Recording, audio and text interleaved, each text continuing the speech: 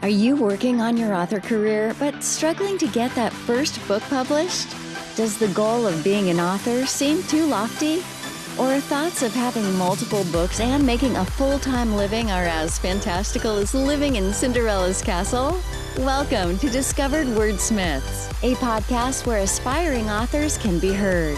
Join Stephen Schneider as he finds and talks to authors you may not know, but authors that have gotten their foot on the author career path. Hear what they've done to get there and where they want to go now.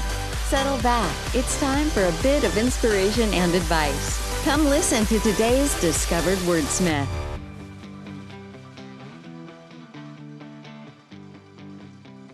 So let's move on to some author things. But before we talk, I'm already now limber the fingers. Before we talk about burnout, what are some things that you're doing now that you've learned and you're doing different than when you first started? That's a great question. Let's think. I definitely plot more than I used to. Okay. I'm really a fly by the seat of your pants kind of person. So I've been plotting a little more. I wouldn't say as extenuous as some people I know, but more than I did. And just I think the more you do something, the better you get at it, right? So my first book was published in 2017. So five years have passed. I've definitely gotten better at writing in general. That's a fact, right? That anything you do, you get better at it the more you do it. Right. Creating the covers for the books, just having a vision of what I want for them, and knowing how to market them. That's the hardest part about being an author. You can be an excellent author, but if you don't know how to sell your book, don't matter. Nobody's reading it. So besides podcasts, what are you doing to market? So I do have my own newsletter that goes out. I'm on TikTok. I am on YouTube, Facebook, Instagram.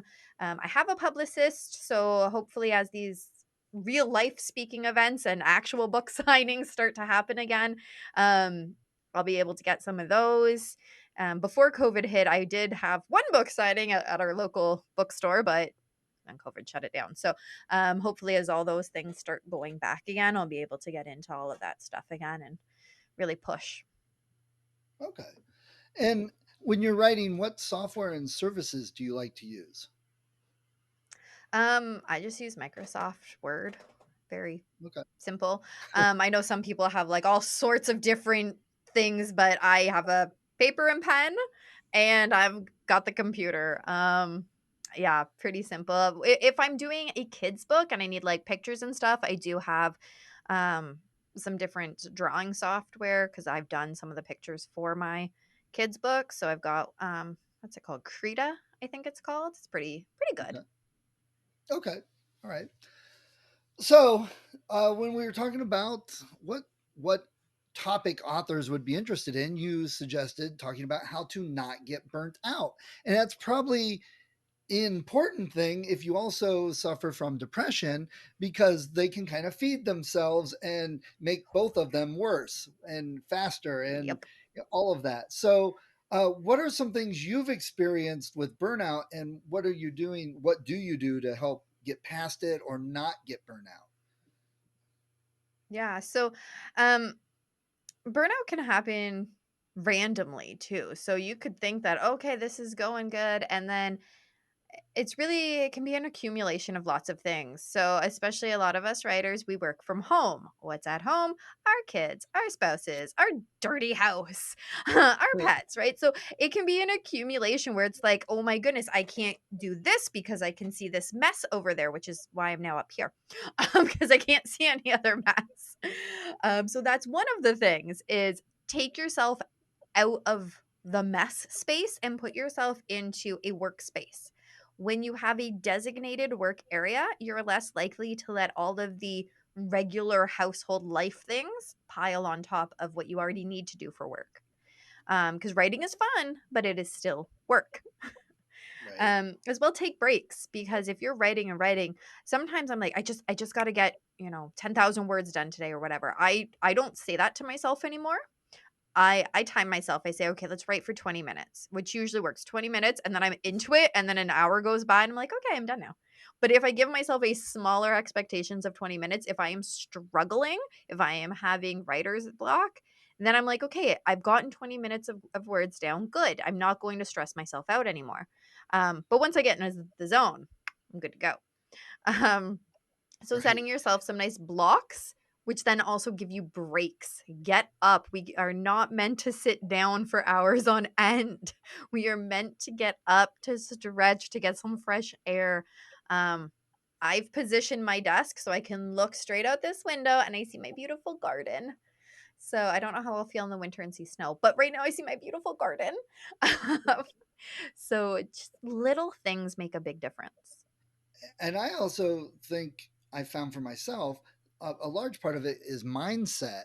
If you look at writing as another chore or another job, it's much harder to sit down and want to do it for another hour after the day job and dinner and the dogs and the kids and Yeah. homework and soccer practice and the washer blew up. Mm-hmm. After all that, you're like, oh, I got more chores and work to do. But to me, a lot of times the writing is my fun time, is my relaxation, and I start looking Yes. forward to it more. And then when I'm stuck because I'm mowing, but the mower broke, now I have to spend an extra hour fixing the mower, and I'm like, oh, I'm losing that Yeah. time. So instead of coming in and like, well, I'm just going to sit down and watch some TV, or I'm going to sit down and read, or go to sleep. It's like, man, I just got to relax. I'm going to write some, and it changes your perspective on that as what you're doing.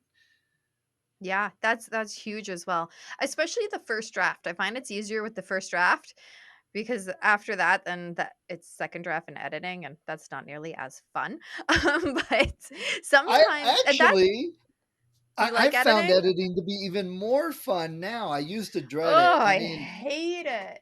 but I think it was another mindset shift in my head because I would send stuff and have my editor look at it and come back like the first thing I did, it was like 20 pages of notes and all these sections she Holy wanted taken out. moly. Yeah. Oh, that was the first thing I wrote and it was, no idea at all. And that really got Yeah. me going, I suck. Man, why am I doing this? Blah blah blah. But I let it sit for a while and I said, okay, let me read what she says and learn from that because I can Yeah. get something out of it. So I started reading, going, "Oh, that's a great suggestion," and now it's going to be better. And so my first drafts are very, very rough at times, but then I look at the editing as where the quote unquote real writing comes in, and that's where I try and get better language and better crafted sentences and add Okay. in all the good stuff. So, Yeah. I again, can get behind mindset. you on that. Okay. I can get behind you on that because, like, my first one is like you. It's like the bones. The structure is Yeah. there. I just need to get the idea from my brain onto paper.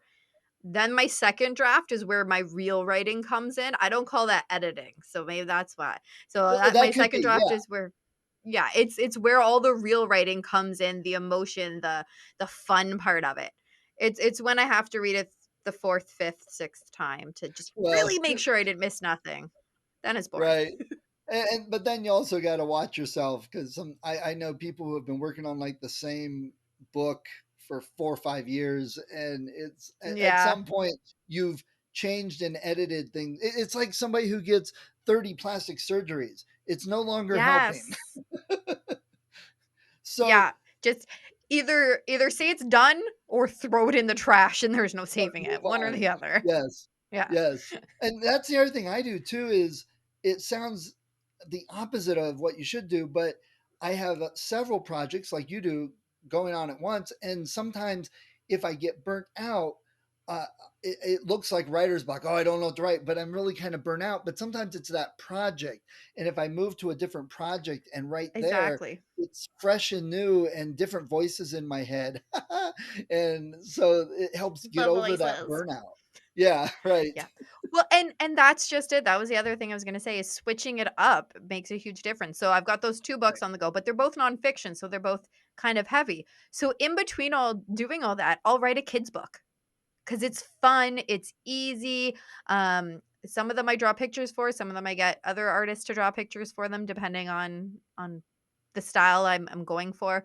Um, or I'll do like I've done self-care journals and they're quick and easy and they make me feel accomplished because okay, so I threw together some affirmations, made them look all pretty, put them together, made a pretty cover, it's done, and it takes a lot less time than writing a whole novel. I feel accomplished, then I can go back to my other book. Yes, I do that a lot. Yeah. And another thing I'd say is to continue to write, because I've known that too, where people get burnt out and they stop, and then it's much harder to keep going and get going again. And if you're suffering from Yes. depression, that doesn't help. It makes you feel worse. Ugh, I know. I've had that happen to me. I've been like, I just can't walk up the stairs to my computer. What's the point? I don't want to. It Right. sucks anyways. I'm not doing it. And then I go, "Oh, I have to get this done. Why didn't I spend my time doing that? I'm such a bad author because I'm not doing it." And it's this vicious cycle. And Yes. once I get up here and I sit down and I put my music on because I always listen to music when I write. I got my music on, I'm typing away and I'm like, "I feel good now. I like this." I go back to some of the stuff you mentioned. Stephen King. I'm going to assume you've read On Writing by him, which I think just about everybody recommends for everybody else. Oh no, you Can't remember if I haven't? have. I don't think I have. You should. Maybe I have way back in the day and I just don't remember. Well, I would recommend it again then. I hear it thrown around very often that just about everybody has recommended On Writing by Stephen King. And it was one of the early ones that helped me get going, partly because, like you, I like Stephen King. Mhm. And I think you'll enjoy the style because, like, the first half is almost a memoir or biography. And then the second Oh, half is like Stephen King's thoughts and rules on grammar and writing and craft. maybe I So, have read that. okay, Well, I either way, if wouldn't I doubt have, you it's been like 10 or more years ago. have. So and it might be worth reading again. and then there's another book by Jeff Strand. He's an independent writer. He kind of writes horror comedy, kind of like Adult Ooh. Goosebumps. Oh, But I he love that wrote stuff. for his 50th book, he wrote a kind of a how-to book, kind of a look back on the writing career craft that he's done, Hmm. and it's very irreverent. But between those two, if I do feel a little burnout or I feel that slog to try and get to it, I'll pick one of those up and just read a little bit of it because it re-energizes me quite Yeah. often. Or listen to podcasts with Joanna or Jay Thorne. Listen to him a lot. He's got a lot of podcasts. So those help me, feel re-energized. Nice. Yeah. Podcasts are awesome. I love listening to podcasts when I like walk my dogs. Cuz music's great, but I listen to music all the time, so sometimes it's Right. nice to switch it up, do some podcasts. Yes, absolutely. And actually, I get stuck listening to a lot of podcasts and I have to stop and go find some music sometimes because I'm like, man, I haven't listened to music in like 10 days. That's so funny. Yeah, no, I'm the opposite. I'll be like, "Wait, when was the last time I listened to that podcast? I think I've missed some episodes." Yeah. Oh, yeah. Yeah. You start getting frantic about it. It's like, okay, I got to listen to these 20 episodes before next week or the other ones will come out and then I'll be behind. And it's like, Right? I ah, know. It's like a but TV show. You have to stay up to date. right. Even if you realize I've gotten through episodes and I'm like, who the heck was that guest and what were they talking about? I have no idea because I've Yeah. heard so many, I start tuning some of them out, which isn't, Yeah. but that told me it's like, okay, I don't have to be frantic about every episode, you know. Exactly. Yeah. But podcasts are so good for learning. It's like free learning if you go find the ones you like, the ones that work for you, like your Yeah. podcast uh, that you do. Tell us a little bit about that. So if anybody listening Yeah. would So like it's to check called it the out. Write or Die Show. So like write like you're writing something, WRIT, Write or Die Show. And I interview other authors and we talk about mental health. So again, it's that personal perspective. I have had some authors that are also like they have their doctorate in psychology and stuff. But for the most part, they're just regular people, maybe a bit eccentric. I think all authors are eccentric. Um, but they're just regular people and they're sharing their story of whatever mental health that they're dealing with. So I've had people depression, anxiety, they're kind of the top. Yesterday released an episode of eating disorders. Oh, Um, we've had schizophrenia, bipolar, borderline personality, OCD. So a ton of different things that we talk about on the show, all from that personal perspective, because my theory is the worst part is feeling like you're by yourself. So if Hmm. we can talk about it, make sure nobody feels alone, then hopefully we're helping. And everybody has their own kind of coping strategies. Yeah, journaling is a real popular one, but everybody does it a little bit differently. Yoga is a huge one, but again, everybody can do it a little bit differently. So by everyone sharing their different coping strategies, people might be able to pick out something that works for them. Nice. Okay. Yeah. All right. Well, Randy, this has been great. I've enjoyed talking to you about all of this. I'm going to have to go check out some of your mental health episodes on like Yeah. uh, borderline personality. That's something I've been dealing with in my family personally. So I Oh, think that's great. interesting. Yeah. That'd be something we should sit down and talk about separate off of this. Yeah, Um, sounds good. so before we go, though, do you have any last minute advice that you would give new authors? Um, right. That's always the advice I go with is right. And I say that it sounds so simple, but I say that because the more you write, the better you get. If you keep in mind the advice of just write, then even when you don't feel like it, okay, I have to write just because I have to write. Doesn't mean you have to publish everything you write. I'm not saying everything you write's going to be good and you should publish it. But the more you practice something, the better you get. Yes. And if I could tag team off of that, if Yeah. you are feeling burnt out or depressed, reach out to a writer friend, join a community so you have people to talk to and say, "Hey, I'm feeling, down. I haven't written. I need to," and talk to somebody. That's Yep. always huge. And I've rarely met an author that would say, "I just don't have time to talk to you. I'm not going to help you." So Right? just, No. I've talked to a lot of them too, and we all say, "Hey, call me. Shoot yeah, me an no, email. I'm I don't around." think reaching out to Patterson or Stephen King that they're going to take the time to talk to every author that reaches out. That's Yeah, I not think what we're I'm talking saying. indie authors. I'm thinking we're Yeah, talking indie authors. find a local group, find a good online group with people you can chat with. Yeah, yeah. Wouldn't it be cool though if they did answer?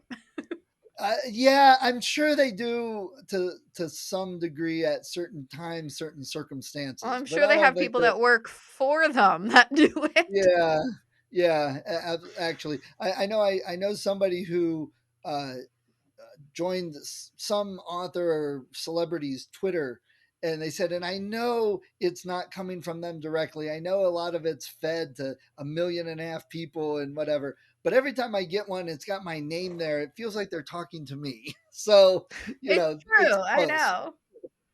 Yeah, So, it makes a all right. difference. Yeah. All right. Well, Randy, I appreciate you taking some time chatting with us today. I wish you luck on your book, and I appreciate all the advice you were giving us. Thank you. Thanks for having me. I had lots of fun. Hi, if you enjoyed this episode of Discovered Wordsmiths, please support the author. Go to their website, go to Amazon, look them up, get the book.